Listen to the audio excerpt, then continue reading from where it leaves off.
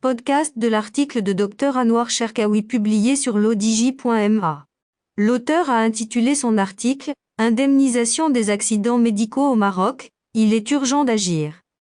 Il commence son article ainsi. Depuis sa création en 2003, l'Office national d'indemnisation des accidents médicaux a traité, en France, 90 000 demandes.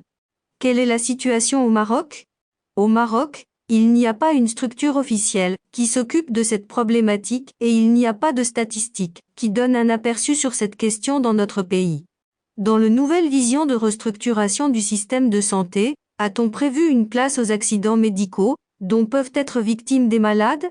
Et a-t-on prévu des procédures auxquelles peut avoir recours un citoyen en cas de demande d'indemnisation ? L'auteur poursuit son article ainsi. Quelle est la situation sous d'autres cieux, notamment en France ? En France, au titre de la responsabilité civile médicale, en 2021, les tribunaux ont enregistré 4 692 affaires, contre 5 017 en 2017. En 2018, le nombre de dossiers relatifs aux demandes en préparation des dommages causés par l'activité médicale et paramédicale a été de 5 160.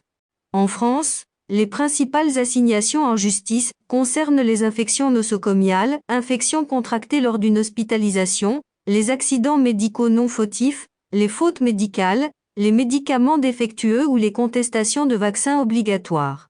En France, le Code de la santé publique a organisé, par la loi Kouchner du 4 mars 2002, des mécanismes d'indemnisation fondés sur la médiation et la conciliation. Le but est de structurer et rationaliser un contentieux, ignoré ou trop complexe pour les patients. Il faut rappeler que la faute médicale se définit en 3 étapes. Avant une opération par exemple, par une erreur de diagnostic, dès lors que l'on ne sait pas donner les moyens de faire la bonne évaluation. Puis pendant l'acte, par maladresse ou défaut de précision opératoire. Enfin, en post-opératoire, au cas où les soins n'ont pas été attentifs, consciencieux et conformes aux données acquises de la science, à la date des faits. En France, les réclamations des patients et de leurs familles doivent passer en premier par des commissions spécialisées de conciliation et d'indemnisation des accidents médicaux, composées de magistrats, de médecins, d'usagers et de personnalités qualifiées. Des indemnités sont proposées aux victimes.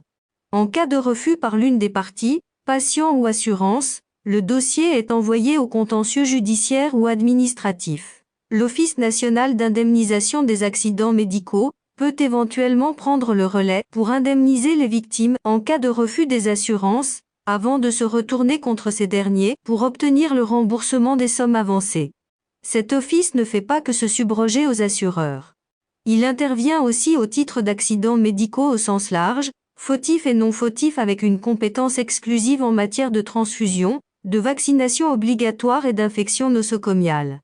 C'est à l'Office national d'indemnisation des accidents médicaux que sont tombées les 10 000 demandes d'indemnisation dans l'affaire du Mediator ou les 825 de celle de la Depakine. L'auteur précise ainsi. Au Maroc, 0 indemnisation pour des malades marocains, alors ces médicaments ont été largement prescrits pour des milliers de patients.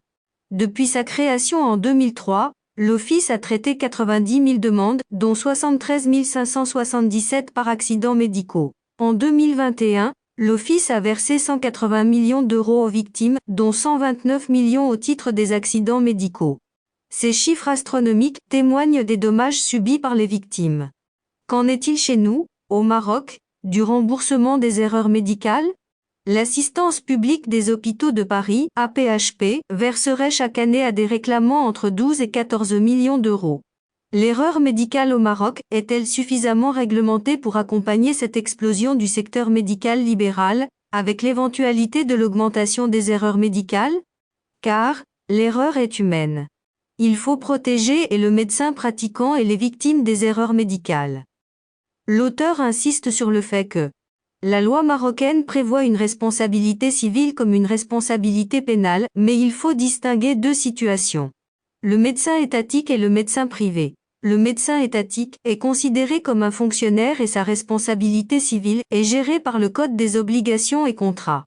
En ce qui concerne le médecin privé, la victime est obligée de prouver la faute chez le médecin.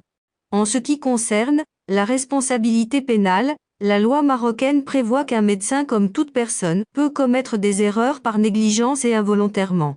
Ces actes peuvent être criminalisés et faire l'objet de poursuites judiciaires. Un autre grand problème est celui de l'assurance. La plupart des médecins privés n'ont pas contracté de police d'assurance pour couvrir tout préjudice ou erreur médicale commise. L'auteur conclut son article ainsi. En conclusion, oui, l'erreur médicale commence à être courante au Maroc et risque de s'aggraver davantage. Les dossiers s'accumulent dans les tribunaux. La loi marocaine est-elle suffisamment outillée pour assurer l'indemnité des victimes d'accidents médicaux? Non. Il est urgent d'agir. Rédigé par Dr Anouar Cherkaoui et lu par l'intelligence artificielle de l'ODJ Media. N'oubliez pas de télécharger notre application l'ODJ mobile sur Android et iOS et de vous abonner à notre chaîne YouTube l'ODJ TV si vous souhaitez être au courant des dernières actualités, podcasts et émissions télévisées.